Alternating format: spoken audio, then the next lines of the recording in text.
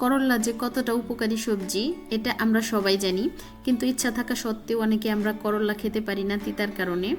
তো আজকে যারা তিতার জন্য করল্লা ভাজি খেতে পারেন না এবং এরকম মুচমুচে হলে খেতে পারেন, তাদের জন্যই আমার আজকের এই রেসিপি। তো কথা না বাড়িয়ে চলুন দেখে আসি। তো প্রথমে আমরা করল্লাগুলোকে কেটে নিচ্ছি। এভাবে একটা ছুরি বা বটির সাহায্যে আপনি করল্লাকে মাঝখান থেকে দুভাগ করে কেটে নেবেন। তারপর মাঝখানের যে বিচিগুলো অংশগুলো থাকে সেগুলো আমরা এভাবে একটা চামচ দিয়ে পরিষ্কার করে নিব। এভাবে করল্লা কাটলে কিন্তু খুব সহজেই করল্লা কাটা হয়ে যাবে। করল্লার বিচিগুলা কিন্তু খাওয়া যায় না, সেজন্য আমরা এভাবে করল্লাগুলোকে কেটে নিব। এটা আপনি চাকু বা বটির যে কোনো কিছুর সাহায্যে এভাবে কাটতে পারেন।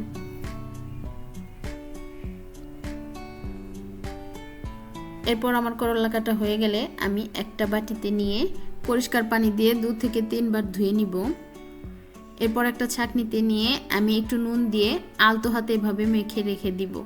একদমই চাপাচাপি বা ডলাডলি করে করল্লাকে মাখা যাবে না। এরপর আমি নিয়েছি গোল গোল করে কাটা আলু, পেঁয়াজ আর 3 থেকে 4টা কাঁচামরিচ।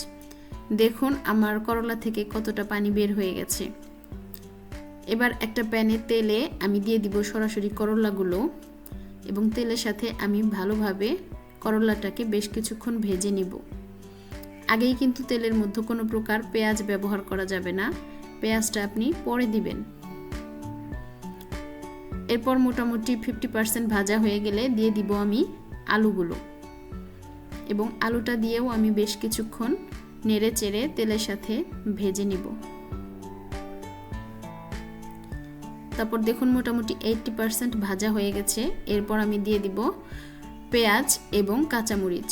কাঁচামরিচটা স্কিপ করা যায়, তবে আমি আলু দিয়েছি বলে 3-4টা কাঁচামরিচ দিয়ে দিয়েছি।